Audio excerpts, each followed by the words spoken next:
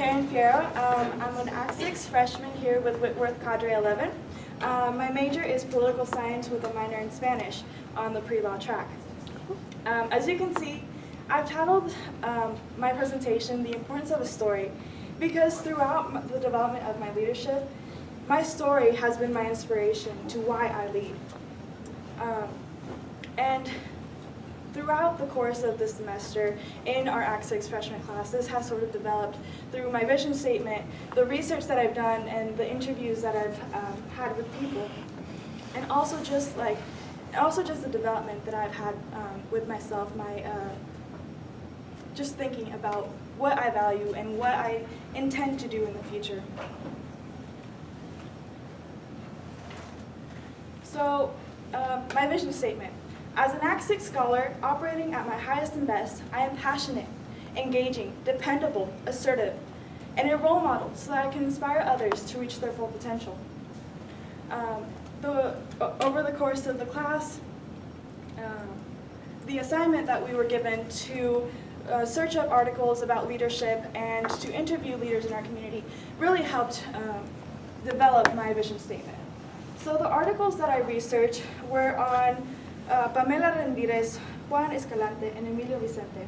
These are dreamers. Dreamers are students of undocumented status who have come to the United States at a young age, and they have gone through this educational system and are at a rut at the end of high school.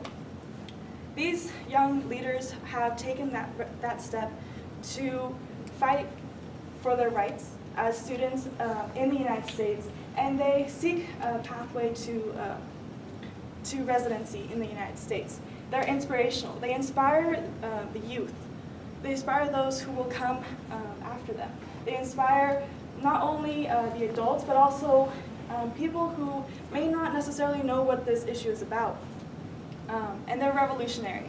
They're continuing the civil rights movement in a sense. They're fighting for the rights of those individuals who deserve them. I also interviewed 3 lovely ladies, Jennifer Rojas, Ingrid Sapuk, and Jade Faletoy. And what I got out of these interviews was dream big. Dream as high as you can go. And you must be a strong woman. And I plan to be a strong woman because I talked with these students, and I got the sense that by being a strong role model to others, I'm being the best that I can be in myself.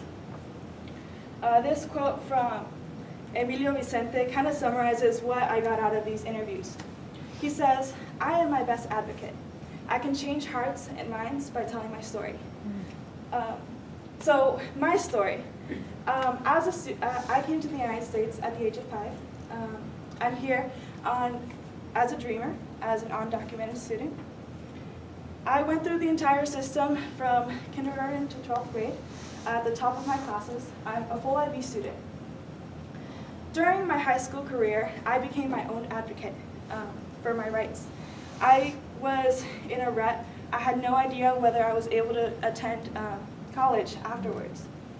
I discovered that Washington has a policy for HB 1079 students like myself who have been in the United States, who have been residents of Washington for 2 years, and who have been in the system.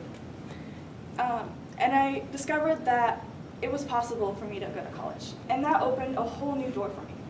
It opened the door to education, and it opened the door to a new person for myself. Through Act 6, some of the themes of the Act 6 program that have inspired my leadership have been vision, transformation, and community.